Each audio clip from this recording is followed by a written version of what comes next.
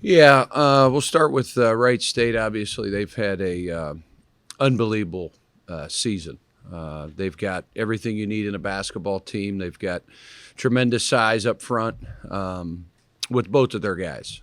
They've got tremendous shooting from the perimeter. In basketball, you have to have a really good point guard if you're going to be an elite team. They have that as well. So they also have a great bench. They're good on both sides of the basketball. They're not good in one thing and not the other. So they're a very, very balanced team, I would say, John, would be the word to describe these guys. They've had a tremendous year. And then if you look at Northern Kentucky, I wouldn't say they're struggling. I would say, they played Sunday and, obviously didn't play up to their capabilities, but they've had an unbelievable year. All those kids have played in the NCAA tournament. So you're playing two teams that have a lot of good players, have good coaching, great tradition. These are two teams that you have to get up to and rise to the challenge. Just playing hard, really hard, playing harder than them is not good enough. You've got to play really, really smart. The details, the scouting, the execution, all those things are really, really important this week. But, we're excited. We really are.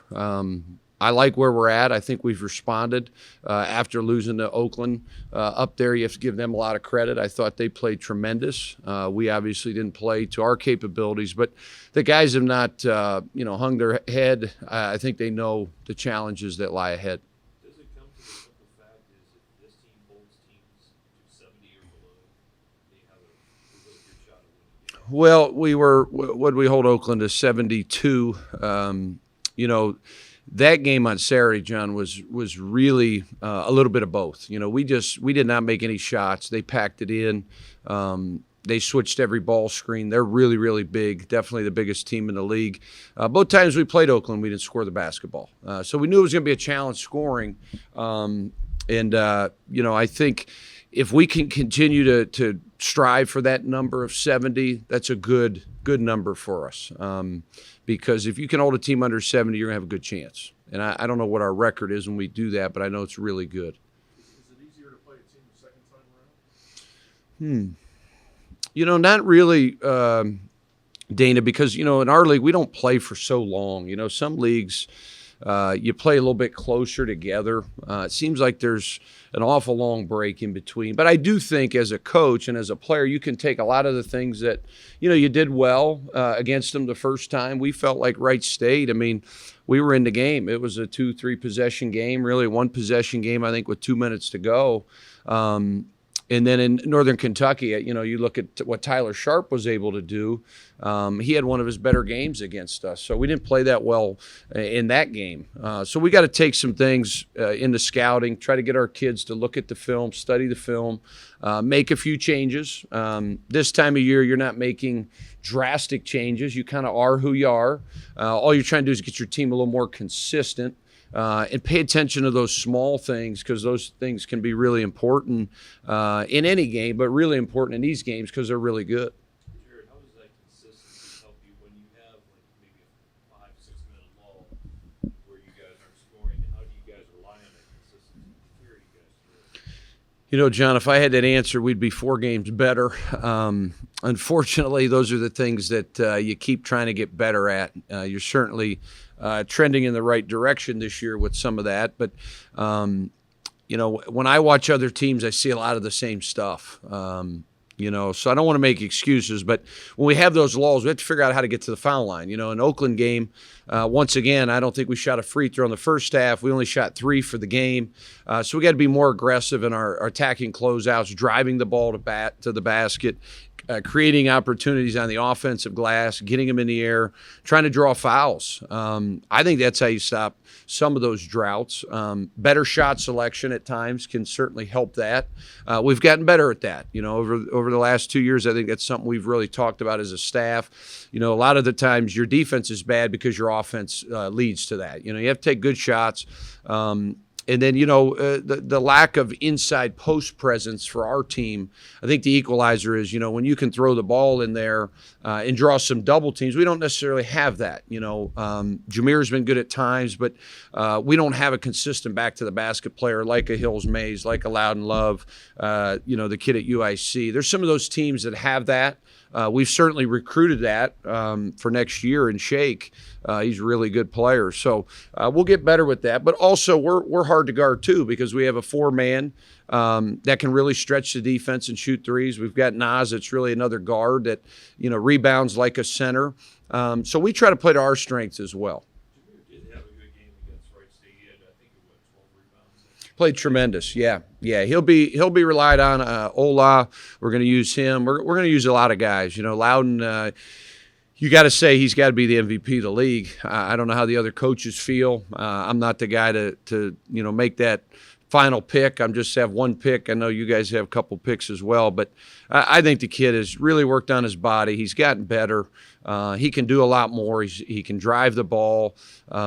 He's a special player for this league.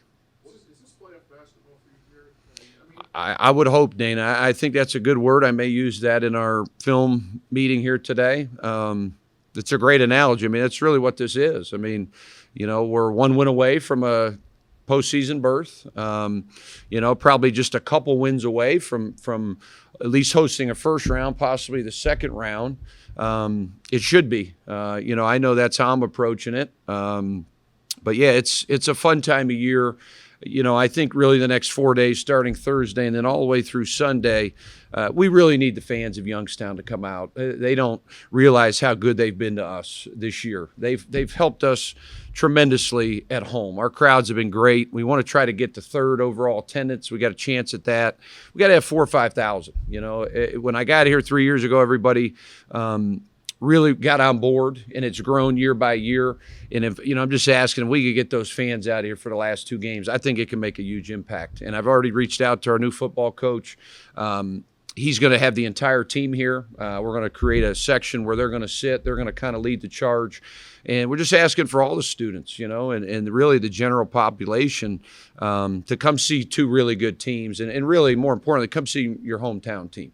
I would assume you would rather prefer to play these guys now at home than going on the road. On the road, it's tough. Any road game right now in our league or around the country is hard. We're finding that out. I think we're now 4-9 on the road, and certainly at home has been really good to us. But we'll see. Yeah, I saw that. Is that Thursday or Saturday? Thursday? Yeah. Coach, can you talk about Devin and Yeah, both kids, mean the world to me, mean the world to, our program. A lot of great relationships within our locker room. You spend a lot of time with these guys. I've known Devin Morgan longer than anybody in our program. I've known him really since the time I recruited him when I was at Fairmont State. He committed to me and then decommitted. I was joking with him the other day about that. I said, I remember walking out of that principal's office, just me, him, and it was actually Joe Mazzulla. He was just in town. He's assistant for the Boston Celtics, and he committed to us. So we were driving back, 5-hour drive from Virginia, excited, and then 2 days later he told me he committed to Delaware State. So when I got the job here, he was in the transfer portal. I think Dev can go do whatever he wants after basketball, continue to play basketball. I know that's his dream. I think he'd be a great coach. I always tease him about that, get into coaching. And then Donnell, he's a guy that just really in year 2 just figured it out. He played for John Beeline's nephew, Billy Beeline, up in Buffalo, had a really good career there in junior college. And, he wants to play as well. If not, he's going to go be a firefighter. So he's just grown up. And you hate to see him leave, but as I keep telling him, it's not going to be the last game in Beagley. There's a real good chance, guys. We do what we're supposed to do this week. Your senior night will be delayed because we're going to host hopefully a couple games inside the Beagley, and at worst, we're going to host a CBI or a CIT. But let's do it for them. That's been my message here for about 2 or 3 weeks. these seniors don't get any more games. And I think as a coach, you have an obligation to give it your all for those seniors. They've bought in, which has made it really nice. And they're good kids and good families. Both families come to games, they travel to games, and, I'll miss them. Just off subject, there's some talk that John Beeline could be getting out of the cap. Just that jump from college to the NBA. I mean, I know you haven't been to that level, but how big of a jump is that? I don't know, but I have a lot of good friends that are in, obviously either front office or, coaches in the NBA. If you think about this, Dana, I mean, the NBA's played 52 games already, right? And it's all-star break. They have another 30.